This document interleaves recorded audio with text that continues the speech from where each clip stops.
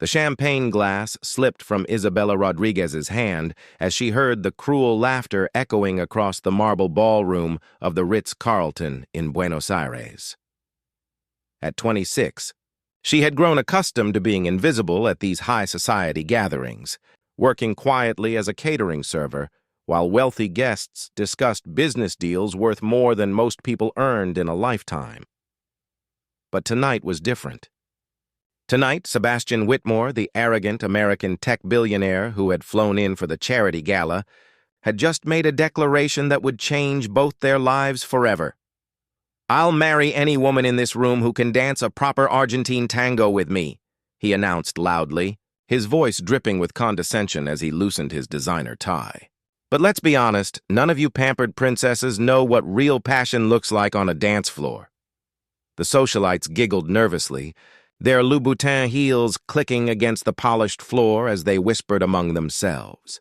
They had no idea that the quiet woman in the black server's uniform, who had been refilling their wine glasses all evening, was about to teach this millionaire a lesson he would never forget.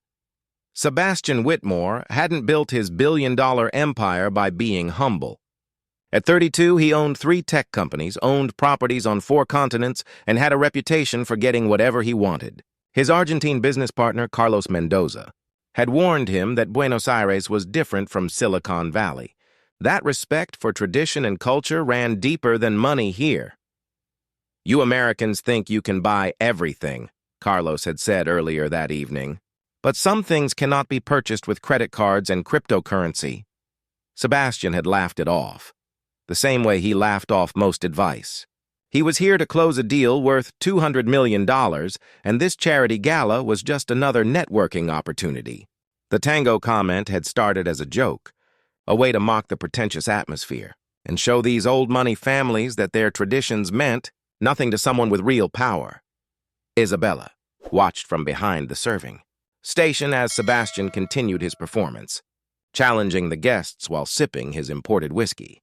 She noticed how he held himself, confident to the point of arrogance, dismissive of everything around him. He had no idea that he was standing in the birthplace of tango, surrounded by people whose grandparents had danced in the very neighborhoods where this passionate art form was born. What Sebastian also couldn't know was Isabella's story. The other servers saw her as quiet Maria's daughter, the girl who worked double shifts to support her family in La Boca. But they didn't know about her other life, the one that began every evening after she hung up her server's apron. For 8 years, Isabella had trained at El Caminito Dance Academy, studying under Carlos Gavito Jr., son of the legendary tango master. Her grandmother, Elena Rodriguez, had been one of the most celebrated tango dancers of the 1960s before she gave up performing to raise her family. Elena had passed down not just the steps, but the soul of tango, the ability to tell entire stories with a single glance, to communicate emotions that words could never capture. "Tango is not a dance, Mija," her grandmother always said. "It is a conversation between 2 souls, and sometimes that conversation can change everything." Isabella had won 3 national amateur championships, but she danced not for trophies or recognition. She danced because it connected her to her heritage, to the struggles and passions of her people, to the streets of Buenos Aires, where tango was born from the hearts of immigrants and workers who had nothing but their dreams and their ability to move together in perfect harmony. "Come on," Sebastian called out, scanning the room with a smirk. "Surely one of you ladies learned something more than the waltz at your finishing schools?" He took another sip of whiskey and gestured grandly. "I'm offering marriage to whoever can keep up with me." "That's got to be worth at least trying, right?" The wealthy socialites exchanged uncomfortable glances. A few had taken tango lessons at expensive studios in Paris or New York, but they knew better than to embarrass themselves against a man who seemed determined to humiliate anyone who dared accept his challenge. Isabella felt her hands trembling as she continued clearing tables, each dismissive word from Sebastian cutting deeper than the last. This wasn't just about dance to her. It was about her culture, her grandmother's legacy, her people's art being reduced to a party trick by someone who saw Argentina as nothing more than another business opportunity. "What about you, sweetheart?" Sebastian's voice cut through her thoughts. He had noticed her cleaning up nearby and was looking directly at her with an amused expression. "I bet you know how to dance. It's in your blood, right?"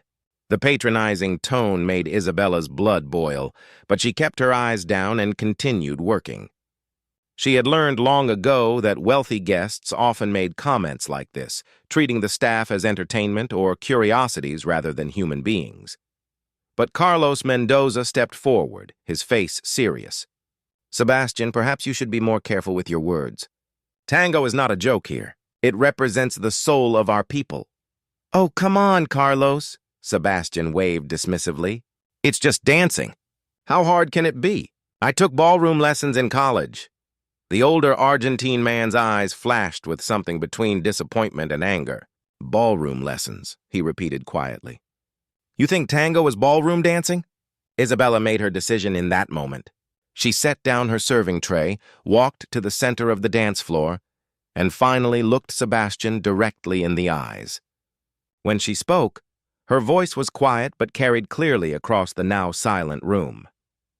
"I accept your challenge, senor." The ballroom fell completely silent. Sebastian looked confused, as if he couldn't quite process that the serving girl was speaking to him as an equal. "Excuse me?" "Your marriage proposal," Isabella said calmly, removing her server's apron to reveal a simple but elegant black dress underneath. "You said you would marry any woman who could dance a proper tango with you." "I accept." Sebastian laughed, but there was less confidence in it now. Something in Isabella's posture had changed completely. She stood differently, moved differently, commanded the space around her in a way that made several guests step back instinctively. "Listen, I was just joking around," Sebastian began. "Were you?" Isabella interrupted, walking toward him with fluid grace. "Because in Argentina, we take our words seriously, especially when it involves tango." She nodded toward the orchestra. "Maestro, la comparsita, por favor." As the haunting melody of Argentina's most famous tango filled the ballroom, Isabella transformed completely.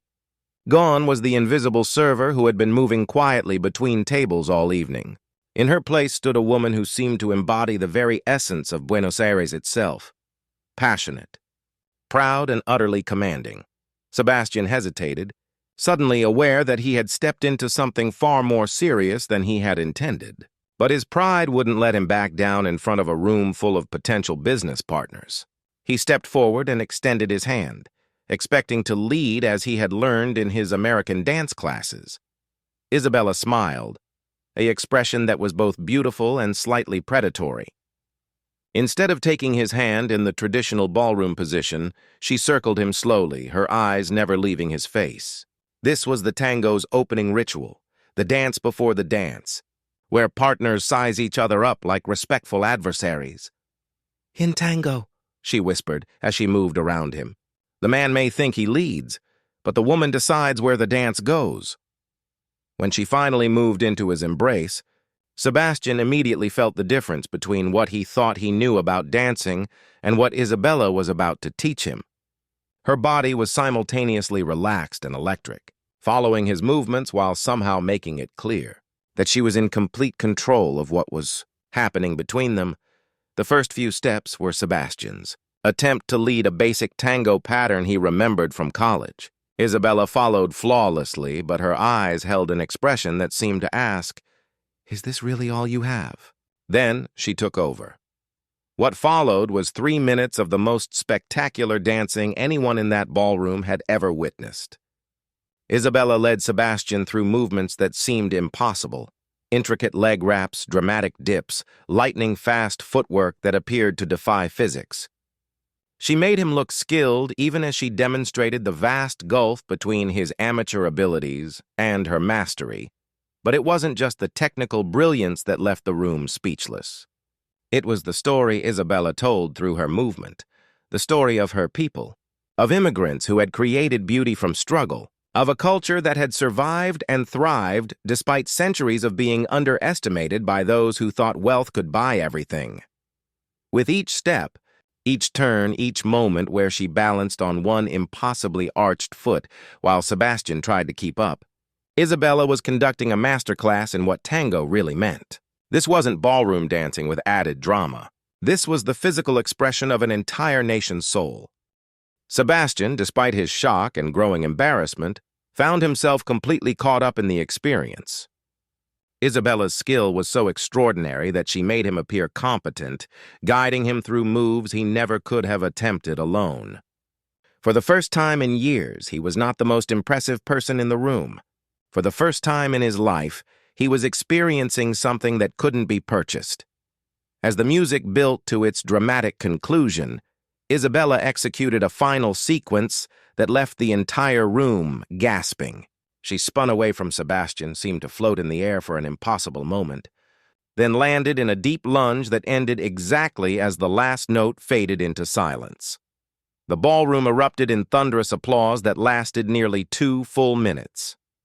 In the silence that followed the applause, Sebastian stood frozen in the center of the dance floor, his expensive suit wrinkled and his carefully styled hair disheveled.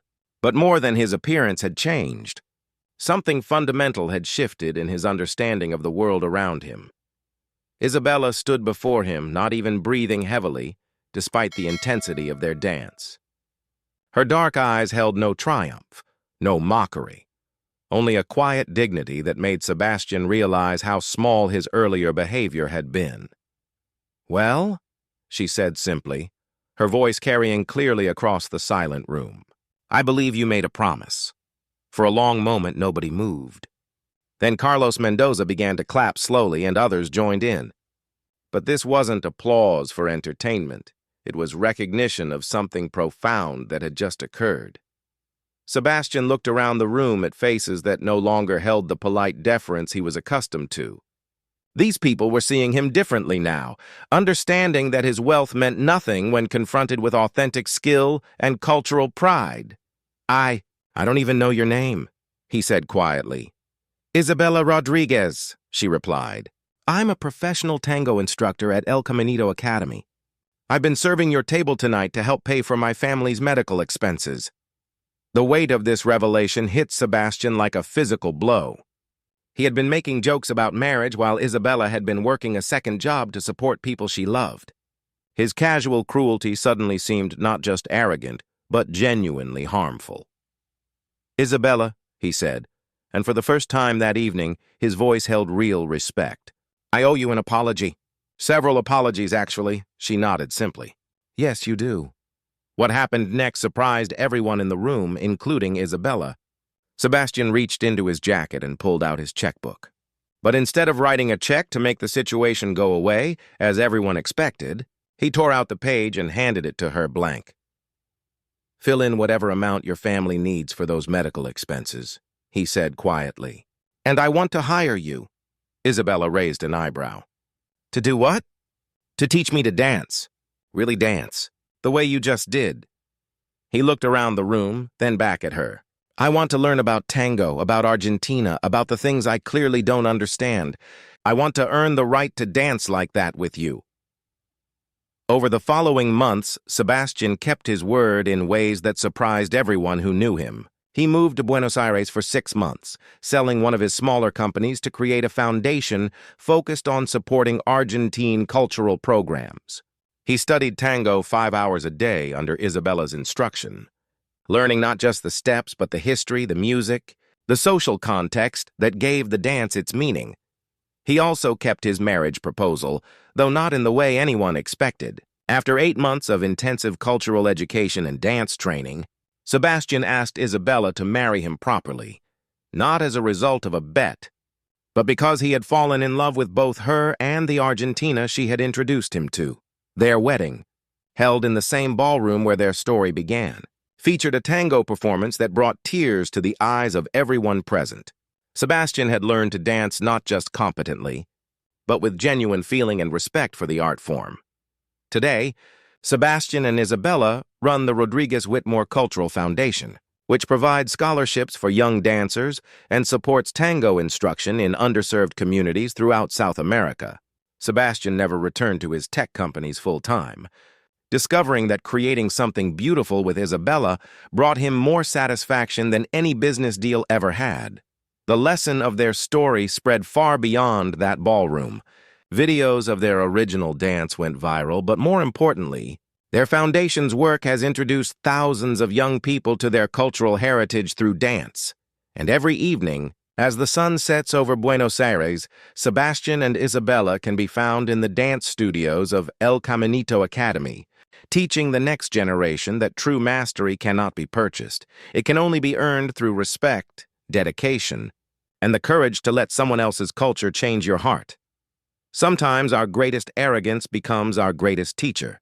When we approach other cultures with humility instead of assumptions, we discover treasures that no amount of money could ever purchase.